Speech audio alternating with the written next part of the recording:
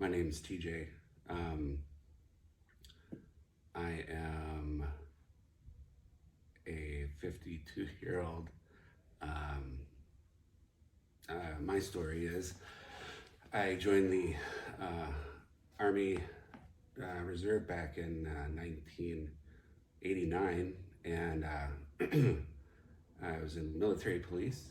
And the reason I joined was I ran out of money for college, and I had aspirations of being a nurse, and so I figured I'd join the service.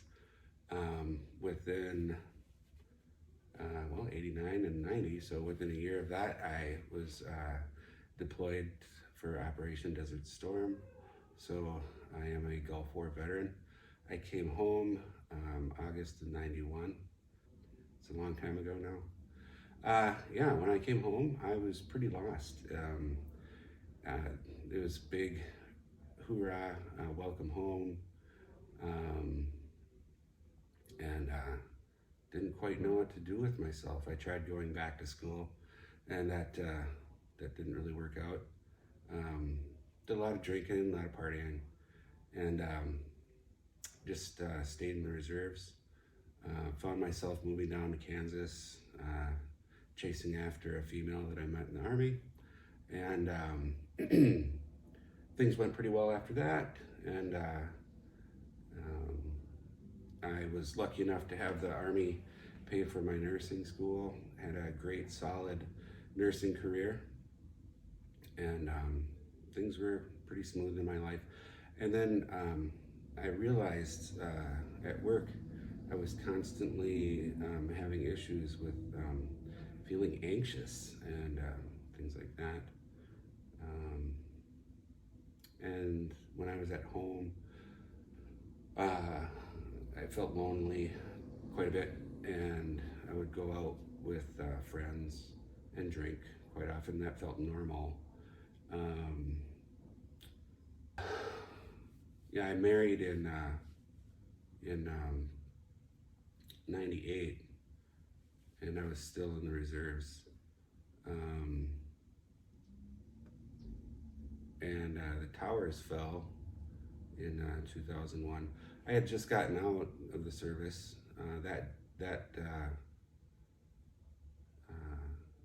September 11th was pretty hard on me. I didn't know what to do. I wanted to go back in, and I was only out for 5 months, and I had a surgery that made me ineligible to come back in, and I felt really guilty for not being able to go back in after being around for 12 years.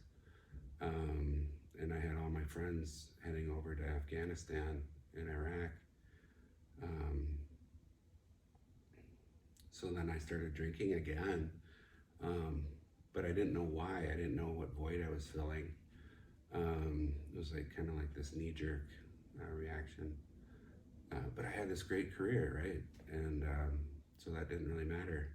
Making it to work on time, wasn't really noticing any byproducts of anything, but I felt kind of on edge all the time. I didn't know what was really happening with that. And my nursing career was in labor and delivery at that juncture. And then I switched over to the emergency department, and that's where things kind of changed. And people started noticing I was really edgy all the time, yelling at work, not really pleasant to be around. And a gal that I was dating, so she's like, "You have PTSD," and I'm just like, "Nah, not even close. I don't know what you're talking about." And I found myself feeling like I didn't really want to live, and these thoughts of not wanting to get up or get out of bed, and concerns from her that I was drinking too much. Little downward spiral. The anxiety got a hold of me really heavily, and the wife that I was married to at the time tried to deal with that, and the anxiety was really hard for her to handle. So, yeah, um, she and I divorced in '09, and that was when I was a few years into the ER career. And in the ER career, again, I stated earlier that people in my in the unit that I was working in the ER, they started. I was in charge frequently, and they started noticing that I was frequently angry. I'd have these little outbursts. Nothing enough to get management involved, but it was pointed out by my peers that I wasn't the most friendly person to be around. Um, I would binge drink on my days off, and I started dating a girl, and within my department, and she said, "You've got some PTSD," and I'm like, "I don't know what you're talking about. Um, I know what PTSD is, but I don't have that." And so I started dating her for about a year, and I moved in with her, and she said, "You need some help," which I was very resistant to. And subsequently, we travel nursed together, and that seemed to kind of alleviate some of my anxieties. And the drinking kind of subsided, so then I was better and felt better. Um, and we got married, and we returned to Minnesota after travel nursing, and then I don't know if it's places and things, but yeah, the drinking kind of got out of control again.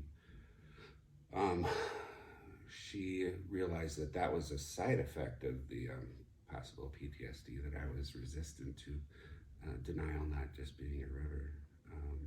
But I kept waking up not wanting to be alive.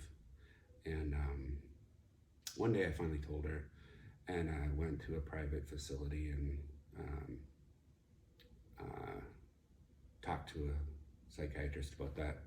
And they felt I was safe to go home, and nothing really resulted in that except for some medications for depression and anxiety, and which I wasn't resistant to, but I didn't really care for. And shortly down the road, my wife and I separated. So I think you can see a thread there, guys and ladies. After that separation, I just hated myself, and I felt like a shell, an empty shell. And obviously the years had passed, and I was in my mid 40s, late 40s, and due to some injuries in the service and time, I had some chronic pain, and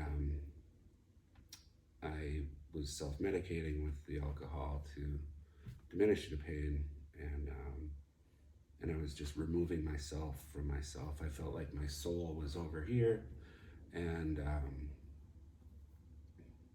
I was over here. I felt empty right here, just like an empty pit. So anyway, we'll fast forward to the great part of the story. The great part of the story is I belong to a veterans motorcycle group, and we were recently talking about suicide intervention. I was thinking of self-harm, and one night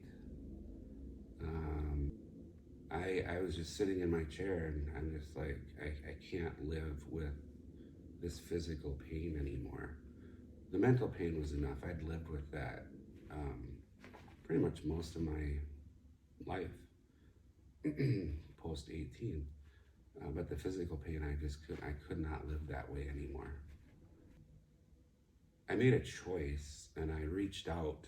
I made the right choice, and I reached out to a friend, and that friend chatted with me and made sure that I was going to be safe for the night.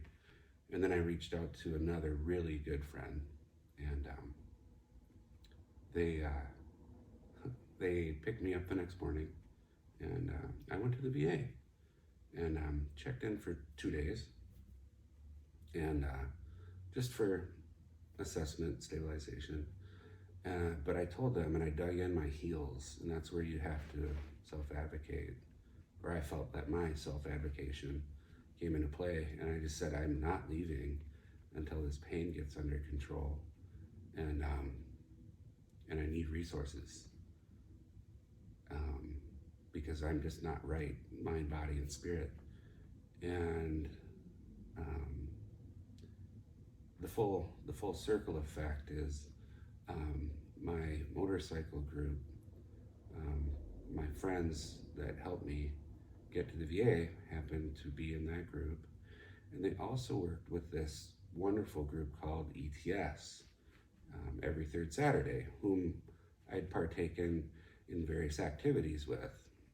And Tom and Jesse McKenna, I had been acquainted with, and it was about a week or so after I had left the hospital. We were doing a steak fry, and I was told to go over and talk to Tom and Jesse, and they told me about Warriors Path, and it was a program for veterans and about post-traumatic growth, and they said I was welcome to join, and I eagerly accepted, and I was motivated, and I wasn't drinking, and I was just grasping at everything I could take to be better. And so what happened was, it was the course of that program, it was difficult, and I did a lot of soul searching, and found that I had the tools within me to be better, to get better. It helped my mindset, and that mindset actually helped my pain diminish. It wasn't just the help from the VA. The VA actually did dig in for me, so that was a positive. However, the things that I learned from John Engfer and our various guests that came in, all those tools that were given to me, I was putting them to use. And by doing so, it helped me get better. And it didn't dawn on me until about halfway through. And at the end of that program, I continued to use those skills. And things, it's kind of what's the adage? It's always darkest before the dawn. You stutter step a little bit, and I'd been trying to get out of the nursing profession because I was just kind of crusty, and I'm not old, but I'd been in for 28 years at this time, and I kept searching for another route. And right now, today, as I sit before you, I'm working for the VA. I'm serving my brothers and sisters. I have a new relationship, and I'm at the happiest point of my life. I'm sitting in front of you, and I did the work. ETS and Warriors Path was a conduit for me, and the people here helped give me a leg up. And without them, I'm not sure where I would have ended up, to be quite honest. So I'll always have gratitude for that. So that's my story. Thanks.